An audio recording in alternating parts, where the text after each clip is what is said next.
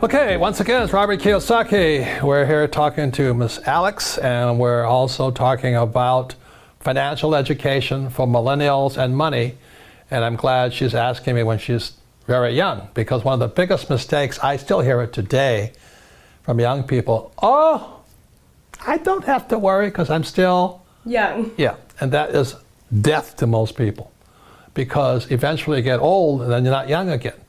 So it's a way of saying, when I talk about assets and liabilities, one of the most important things you have in your life is time. It's one of your greatest assets, or it's your liability.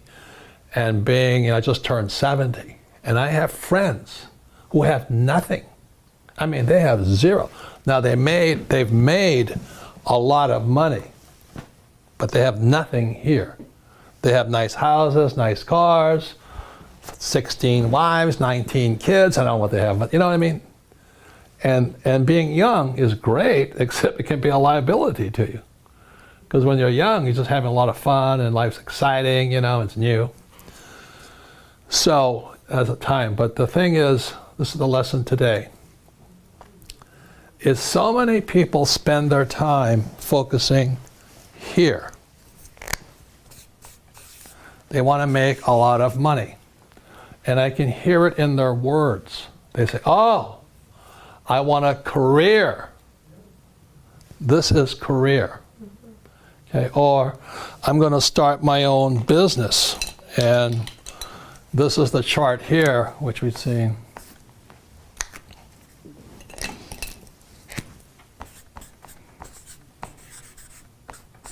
This is the cash flow quadrant, book number 2. E is employee. S is small business, self-employed, or a specialist like a doctor, a lawyer, web designer. B is big business, 500 employees or more. And I is professional investor. So when I was your age, I knew I wanted to get here. This takes time. This is the hardest, you know. This is where the big mega bucks are. And Kim and I are here. And the money is massive. But it takes time to get there. The big mistake I see young people make is they focus here. And the words are, I want to do what I love. That's the track. You see, in real life, sometimes you have to do what you hate. Like, people think I like to write books. I hate writing books. But it fills my purpose in life. It's not my passion, my purpose in life. Because my purpose was to get here. A lot of these guys get trapped here doing what they love. And as we've talked about on earlier episodes of this thing, these guys pay the highest taxes. 40% here, 60% in taxes here, 20% here, and then 0% here. So when I was before my 20s, I knew I wanted to go there, and it wasn't doing what I loved. I had to learn what I didn't want to learn. I had sometimes to do what I hated. I had to learn about taxes. I had to learn about debt. I had to take classes. I had to learn about insurance. So I was doing a lot of things I hated doing so I could come over here. These guys never do this because they live their passion. I want my passion. The difference in passion is greedy. Purpose is for other people. So my purpose was to come over here so I could serve more people. So I have employees here and all this. I don't buy stocks, bonds, mutual funds, because as a professional investor, I can create my own assets. Okay. Any comments, anything so far? Yeah, if you ask anyone, they all say they want to do what they love. And they're talking about here. Exactly. And this is where you get taxed. Yeah. Like, you know, coming here, I was doing fine over here because I didn't have much money. Because the government takes all your money anyway, right? Yeah. 40% in taxes. Because nobody's going to sue you. You come over here, they sue you. Okay? So I had to learn about lawsuits. I hated it, but I learned it. So the big mistake for young people is I'm going to do what I love, which is fine over here. But what do you love the most? Well, I loved my freedom. And I know it sounds greedy, but I love making money. I'd rather have a lot of money than no money. I've been both. I've been broke, I've been down, everything, but I'd rather have a lot of money. So it was worth my purpose to get over here. The big mistakes I see young people making is here. You know, they think about what they want to do, what they love, And what I'm saying to you, the millennials right now, invest in what you love. There's a very big difference. In other words, think about this side first. Most young people, or should I say, short-sighted people, they think this is it or this is it. But this is the one here. So when I was your age, I knew that the assets I wanted to acquire, the richest people own businesses. Over here, these guys are small business, self-employed. You're self-employed if you can't stop working. I stopped working years ago because I have businesses. Very big difference. It was painful, but I got there. So number one is a business. So when I was in my 20s, I knew I was going to do what it would take to school, study, learn about taxes, debt, insurance, accounting, lawsuits, and all this through business. Next is real estate. I love real estate. But most people can't do what I do because they don't have a business. It's catch-22. They don't have enough money to get over here. Your mom just made that switch because she has other people's money. Okay? Yeah. So the reason I make more money is because it's not what I'm doing what I love. I do sometimes what I hate so I can have the assets that I love. I love having a business. You know, if I didn't have a business, you wouldn't be here. Darren wouldn't be here. I wouldn't have a CEO and president. I wouldn't have accountants. I wouldn't have attorneys. So the business affords me the lifestyle I want. And then I invest in real estate. I've never gone past a piece of land or a building I did not love. And then what most people invest in from there is paper. And that's fine. That's stocks, bonds, mutual funds, savings, ETFs. Not my game. I don't love it. I actually hate it. But these guys, it's perfect for them to have paper, stocks, bonds, mutual funds, ETF, and all that, because they're focused over here. They want to do what they love. They want to climb the ladder. They want their career. They want this. I'm going to become president. You know, that's not what I wanted. I want to be a football star. But this is for the middle class here. That's fine. You can get rich here too. I just don't like it. It's not exciting to me. And then the last one are commodities. And the four basic commodities, a lot of commodities like food. Farmers get rich, they provide food, which is good. I invest in food.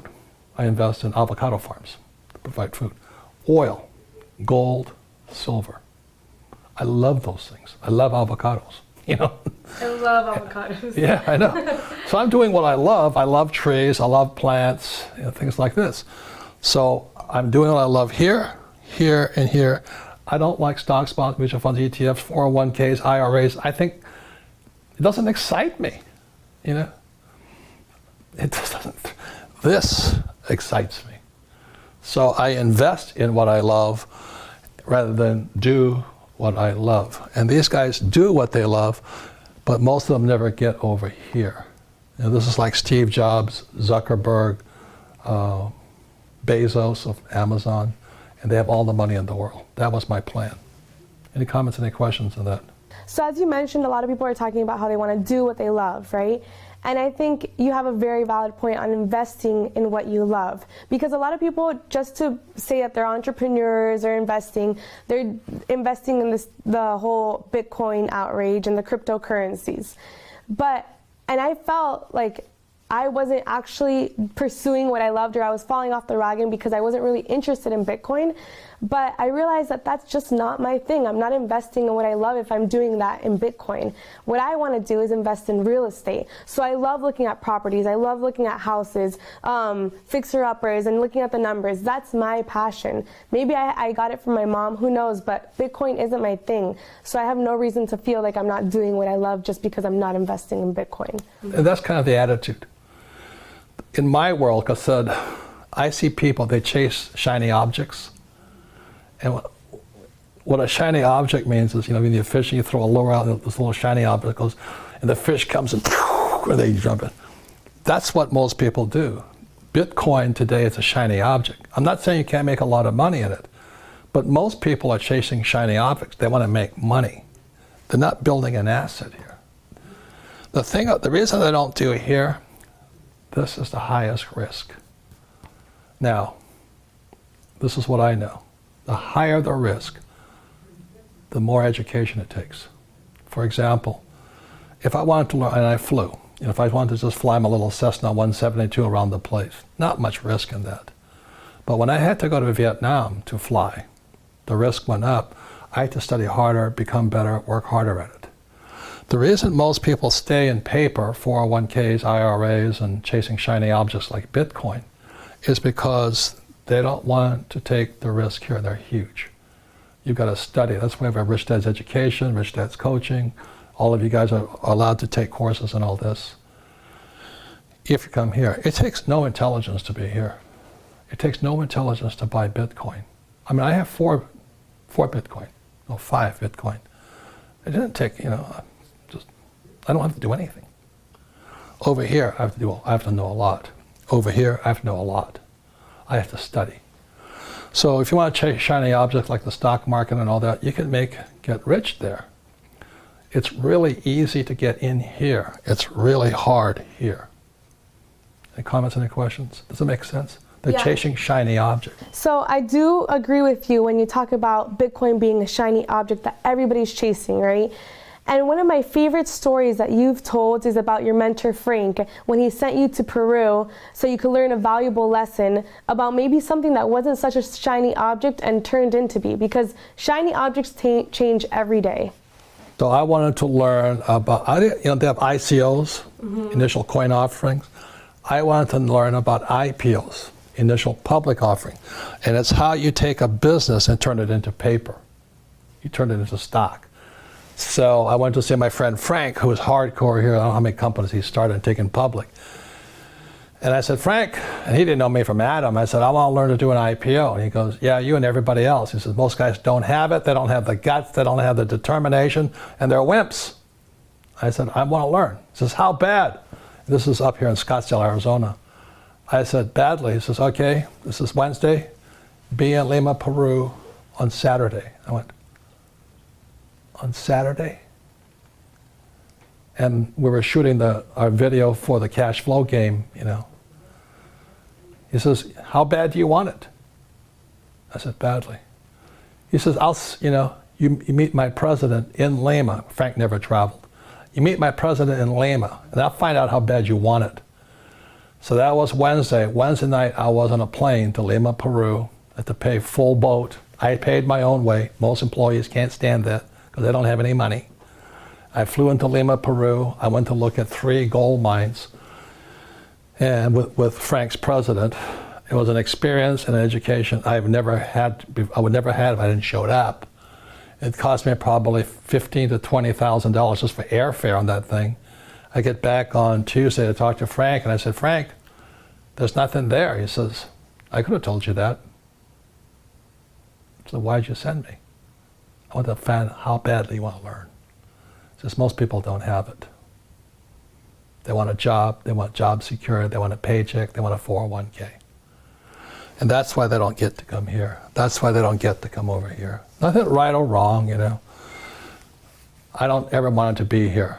I knew when I was your age I wanted to come here, but the higher the risk, the higher the returns, but also the higher dedication, education, and study you have to go through. So today, and I'm making millions and millions, I make more in a day than many people make in a lifetime. But it was worth it. Did I lose? Sometimes, yes, but it was worth it. You go to school here, you take no risk. That's why my poor dad was poor. He didn't like to make mistakes. Okay. I love that story, Robert. Thank you for sharing it. I'll leave you one last word that's very, very important for people to understand at a young age. And the word is called liquidity. The reason this is better for most people is because it's liquid. You can buy a stock, you make a mistake, you get out. You buy an ETF, you make a mistake, you get out. It's good, it's important. The moment you go into real estate, you're not liquid. That's why you got to be smarter going in, because if you make a mistake, you can't get out. You buy a bad piece of property, you write it down. And the same as businesses, you're in there, you're solid, you can't get out. Like if Rich Dad's gotten in trouble, with money, like all businesses are. I can't quit. Employees just quit and they leave. They run like little rats, you know. But if you're in here or here, you can't get out. So that's why liquidity is crucial. It's very important, which means that's why I have Rich Dad's coaching, Rich Dad's education, with all our programs and all this. But most people are not willing to do this study because they want to do what they love, rather invest and acquire what they love. That makes sense to you? Yeah, totally. So stocks, bonds, mutual funds, ETFs, savings are good because they're liquid. You make a mistake and get out. These things, hard to get out of, including gold. Gold's hard to get out of sometimes. Gold's more liquid than this. Oil is tough to get out of. You make a mistake there, you're going to ride that baby down, you know. Yeah. Silver's pretty easy. But the word is liquidity. The less liquid, the higher your financial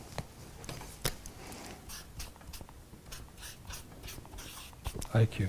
You've got to be so much smarter. And most people, they have it. They have that ability to be that smart, but they rather do what they love rather than invest in what they love. Got it? Yeah, of course. Thank you, Robert. And I also want to give you thanks for sharing this topic on investing in what you love, because I hope that this can be a guidance for every millennial out there, as opposed to what we're traditionally taught in doing what you love.